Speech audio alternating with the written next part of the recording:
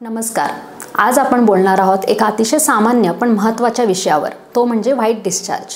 White discharge म्हणजे योनी मार्गातून होणारा पांढऱ्या रंगाचा स्राव.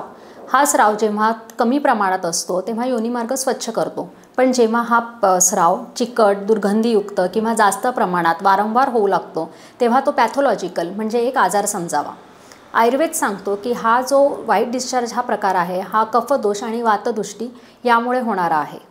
Stress, overwork, vaginal infection, hormonal imbalance, sedentary lifestyle, व्यायामाचा अभाव ही मुख्य कारणं आपण म्हणू शकतो. जर तुम्हाला व्हाईट डिस्चार्जसोबत कंबरदुखी, पाठदुखी, अशक्तपणा, थकवा तसेच योनी मार्गाला जळजळ, खाज हे जर जाणवत असेल तर त्याकडे दुर्लक्ष करू नका. योग्य वैद्यकीय सल्ल्याने व्हाईट डिस्चार्ज हा पूर्णपणे बरा होऊ शकतो. दररोज हलका व्यायाम, योगासनं जसं भुजंगासन, बद्धकोनासन, सर्वांगासन हे गर्भाशय मजबूत ठेवतात.